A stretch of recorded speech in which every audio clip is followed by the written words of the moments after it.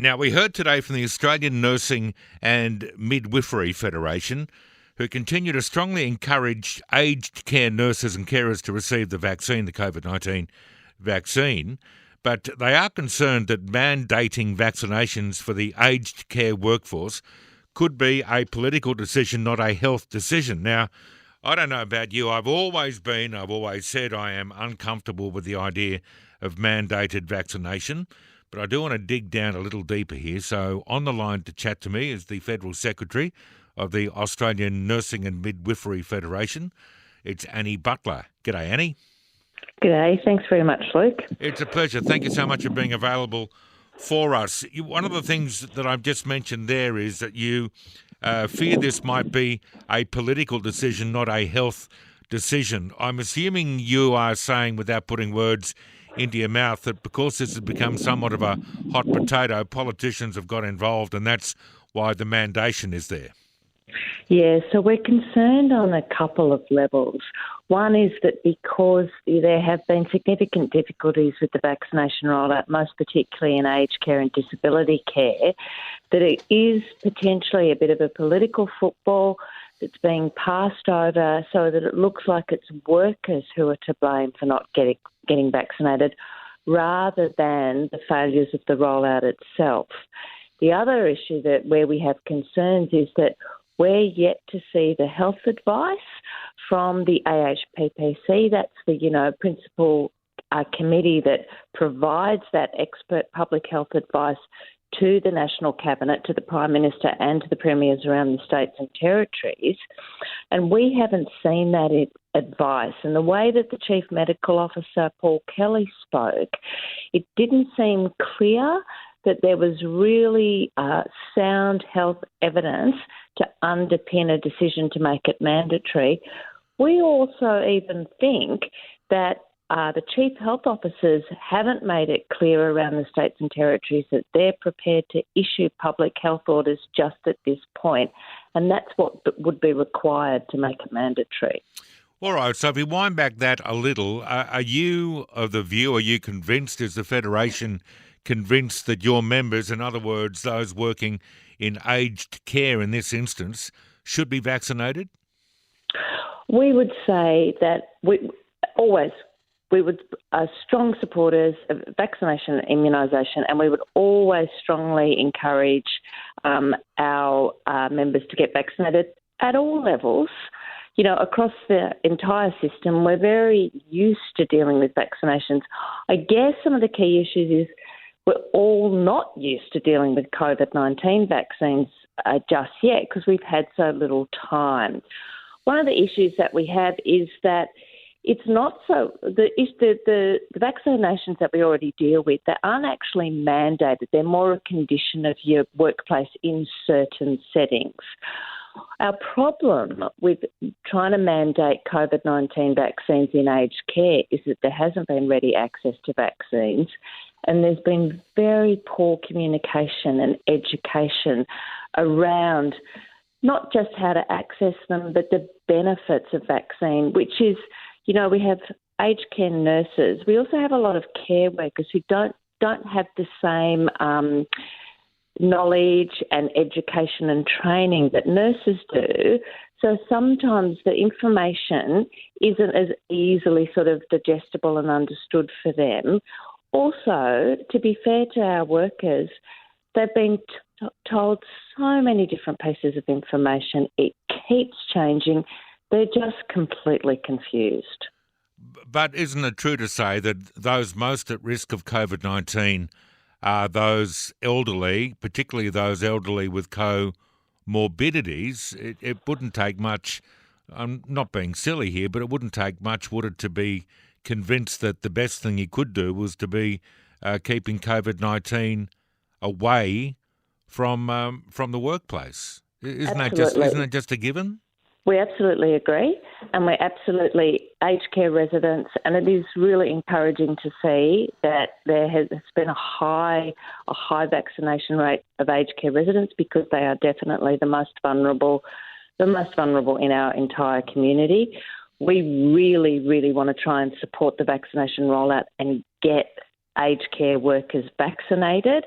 We just are concerned around the sort of still there's a lot of questions around this push to mandate. Is it coming from the health experts or is it just a political decision? And can we put in place all the things we need to make sure we can get workers vaccinated? So that means access to paid leave. We know that the government has allocated $11 million to support access to vaccines, but again, that's confusing. They've only allocated that to casual workers, not across the board. The Health Department has told us directly that there are still 178,000 plus workers who remain unvaccinated. Not all of them are casuals. They also need support to have the vaccine, take time off to get the vaccine and to manage any reactions if they have them, which most people are having some mild reactions to the vaccines. They also need clear communication and education. We also want to know what some of the consequences might be if people can't have the vaccination for some reason. There are always people who have health reasons to not take a variety of vaccines. What will be the arrangements put in place there?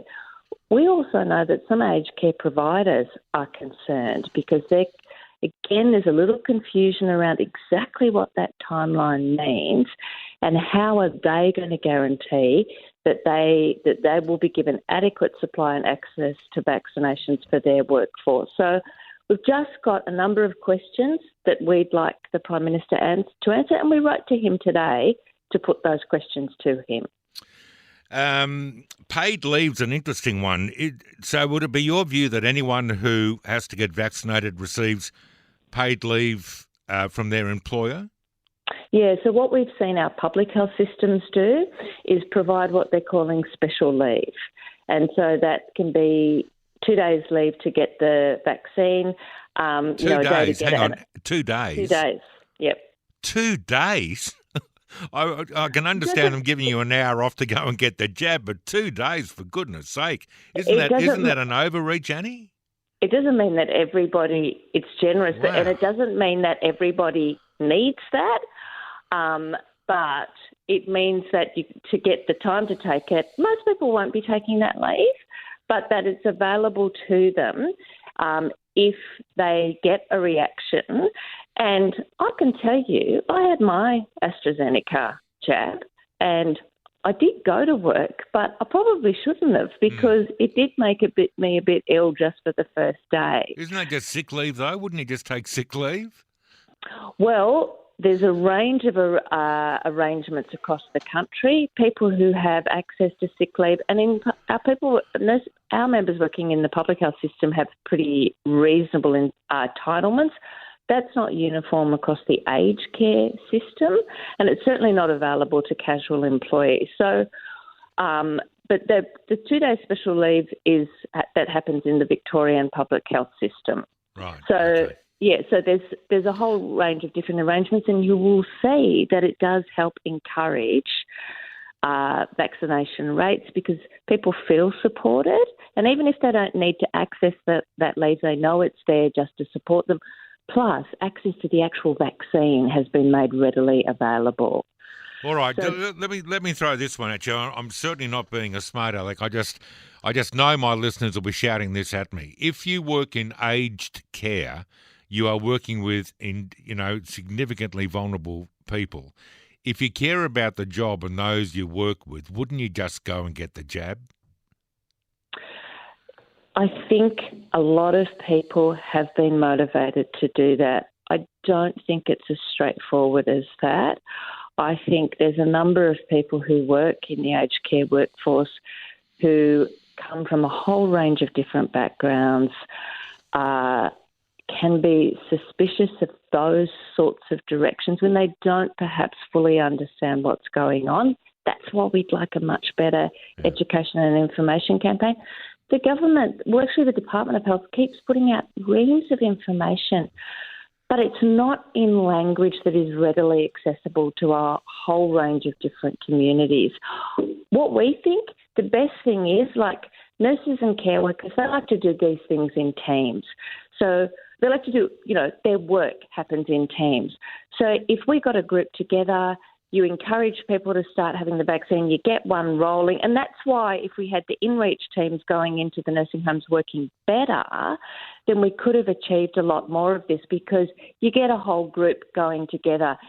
Yeah, they get part of the movement, part of the thing that they, want to do. And once they truly understand that it's not the only thing we need to do to keep COVID out of nursing homes. True. But it's one of the best things that they can do to protect their residents. We know that they'll get on board.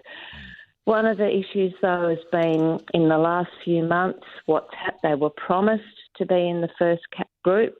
They were promised that they would get vaccinated in the workplace. And what ended up happening was that they just got offered leftovers. And so we've had a lot of comments back to us that they feel, once again, that as the aged care worker, they're just regarded as dispensable, the least important person. So, we've got some work to do to try and turn those attitudes around. Indeed. All right, we'll see what the Prime Minister comes back with. Annie, I appreciate your time very much indeed. All the best to you. Thank you very much, Luke. It's been a pleasure. Annie Butler, who is from the Australian Nursing and Midwifery Federation. She is a Federal Secretary.